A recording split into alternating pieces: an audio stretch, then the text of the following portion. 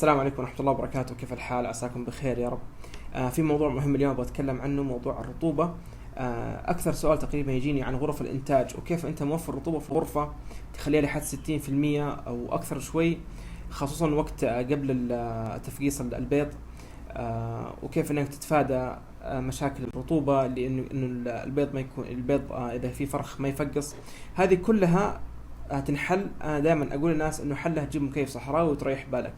بس طبعا مكيف صحراوي ممكن يكون مكلف، يعني بعض الناس ما تبغى تشتري مثلا 300 يوصل لحد 1000 ريال، فما تبغى تشتري نوع مكيف صحراوي، أو يكون غير مناسب معاهم. كل واحد أو كل مربي وهو له رؤية معينة في غرف الإنتاج الخاصة فيه. لذلك أنا حبيت إني أشوف حاجة تكون سعرها جيد، سعرها رخيص كمان، يعني تكلفتها رخيصة جدا، وتقدر توفر لك رطوبة جيدة في الغرفة تعتمد عليها. راح أوريكم الحين أنا إيش سويت عشان أحل المشكلة هذه. جربتها اليومين اللي فاتوا عندي في غرف الإنتاج، شيء مبهر، ورفعت نسبة الرطوبة حتى بدون ما استخدم كيف صحراوي ولا استخدم أي حاجة ثانية من الأشياء اللي استخدمها عشان ترفع الرطوبة في الغرفة.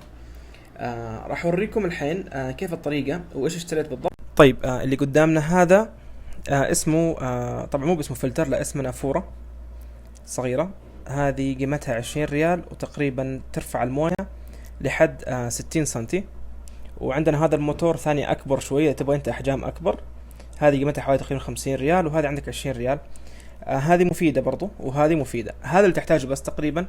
مكان الشراء إنك راح تشتري من أي مكان، محل زينة طيور أو أسماك، لا أسماك تلاقيها هناك موجودة دائما.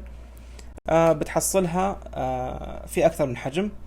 راح أصور كل واحدة، السنابات الجاية بصور كل واحدة عشان اللي حاب يصور الشاشة ويوريها لصاحب المحل إذا يبغى يشتري حاجة زي كذا عشان يعالج مشكلة الرطوبة اللي عنده. وراح أقول لكم فين كيف راح نستخدمها. الآن الخطوة الثانية، راح تاخذ أي دلو عندك في البيت نفس هذا الشكل.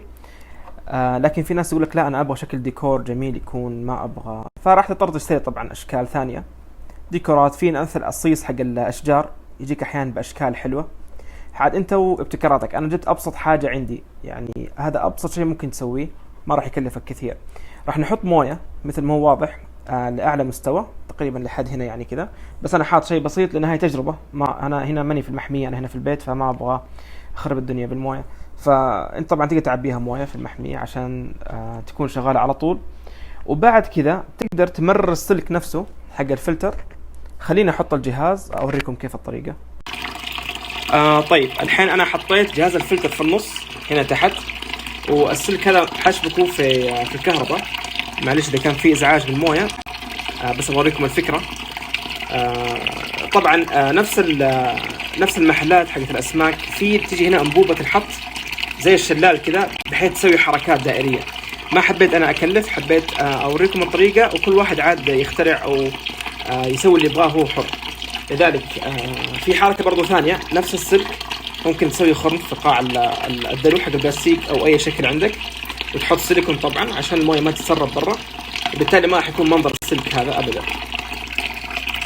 أنت كذا الموية إذا كانت مليانة، الشلال طبعا طالع ونازل فوق وتحت، هذه بتعمل دورة للموية نفسها تتبخر.